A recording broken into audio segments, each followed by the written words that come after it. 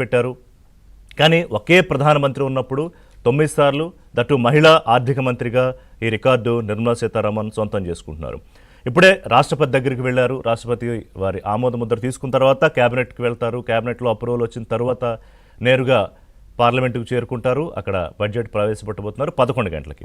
కానీ ఈ బడ్జెట్లో ఏంటి ఎక్స్పెక్టేషన్స్ అంటే చాలా మార్పులు జరిగాయి. 2025-26 బడ్జెట్ ప్రవేశపెట్టిన తర్వాత ఈ ఏడాది కాలంలో దేశంలోనూ ప్రపంచంలోనూ కీలకమైన మార్పులు జరిగాయి.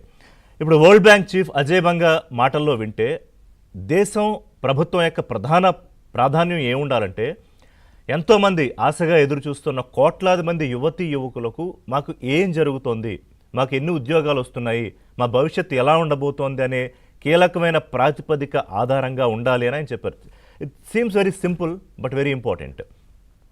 సో ట్రంప్ టారిఫ్ల యుద్ధం మొదలుపెట్టిన తర్వాత గతేడాది మార్చి ఏప్రిల్ నుంచి ఈ ఏడాదిలో అనేక దేశాలను ఆయన భయపెట్టారు. భారతదేశానికి కూడా ఏం వెసులుబాటు ఇవ్వలేదు. దో ఫ్రెండ్లీ కంట్రీ అంటూనే, మోడీ నా ఫ్రెండ్ అంటూనే, రష్యాతో నువ్వు ట్రేడ్ చేస్తున్నావు కాబట్టి నీ మీద వాయిస్తానని చెప్పి 50% అంటే 25+25% టారిఫ్ వార్ మన మీద కొనసాగుతోంది. సో దానిలో నేపథ్యంగా తాజాగా ఎప్పటి నుంచో అటు ఇటుగా నడుస్తూ వస్తున్న యూరోపియన్ యూనియన్ ట్రేడ్ అంటే దాదాపు 18-20 ఏళ్ళ నుంచి చర్చలోనే ఉండిపోయిన ట్రేడ్కి సంబంధించి అగ్రిమెంట్, ఫ్రీ ట్రేడ్ అగ్రిమెంట్ జరిగింది. ఇవన్నీ చాలా కీలకమైన పరిణామాల నేపథ్యంలో ఈ బడ్జెట్లో ఏ అంశాలు దృష్టిలో పెట్టుకుని పొందుపరిచారు అనేది ఆసక్తికరంగా ఉంది. మరోవైపు భారతదేశం చుట్టుపక్కల ఉన్న దేశాలు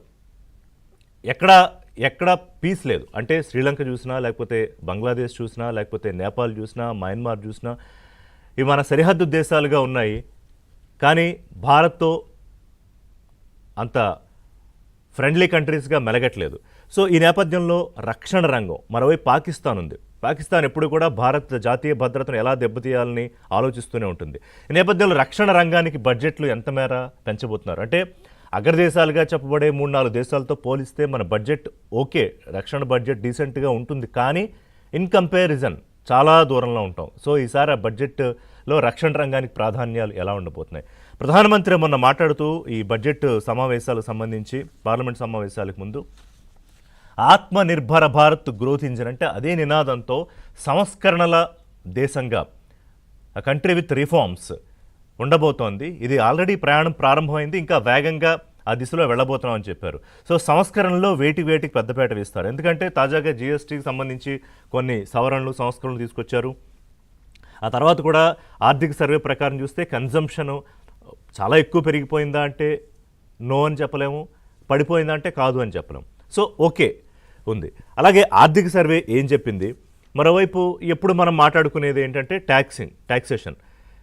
గత సంవత్సరం బడ్జెట్లో 12 లక్షల నుంచి ట్యాక్స్ అమలవుతుంది, పన్ను మినహాయింపు అక్కడ వరకు ఉంటుందన్న తర్వాత ఈసారి పెద్దగా అంచనాలు ఉంటాయా ట్యాక్స్ పేయర్స్కి అనేది ఒకటి చూడాలి.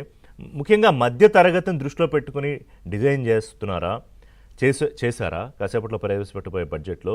కార్పొరేట్ రంగాలకు, ఎందుకంటే గతంలో ఒకసారి నిర్మలా సీతారామన్ చెప్పారు, మేము మీకు ఎన్ని వెసులుబాట్లు ఇచ్చినా మీరు ఉత్పాదకత పెంచకపోతే ఎట్లాగా అని చెప్పి క్లాస్ పీకారు. సో అవి దృష్టిలో పెట్టుకుని ఆ తర్వాత మారిన నేపథ్యంలో మరి కార్పొరేట్ రంగాలకి ఇంకా మరింత వెసులుబాట్లు ఇచ్చేలాగా ఈ బడ్జెట్ ఉండబోతోందా?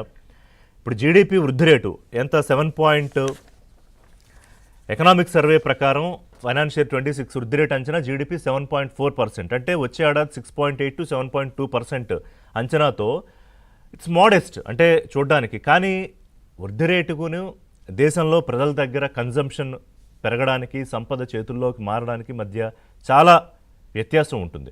సో ఆ దిశగా ఎలాంటి చర్యలు తీసుకుంటున్నారు? ఇలాంటి చాలా అంశాలు ఉన్నాయి. సెక్టర్స్ వైజ్గా మాట్లాడదాము. ఎక్స్పర్ట్స్ ఇవాళ ఏబిఎన్ స్పెషల్ బడ్జెట్ డిబేట్లో రౌండ్ టేబుల్లో ఉంటారు. ఒక్కొక్క రంగానికి సంబంధించి డీటెయిల్డ్గా మాట్లాడదాం. బిఫోర్ దట్ ఒకసారి ఢిల్లీ వెళ్దాం. అక్కడ మా బ్యూరో చీఫ్ కృష్ణ లైవ్లో ఉన్నారు. ఎలా ఉండబోతోంది బడ్జెట్ అంచనాలు, ఎలా ఉన్నాయి? దేశం ముందు నిర్మలా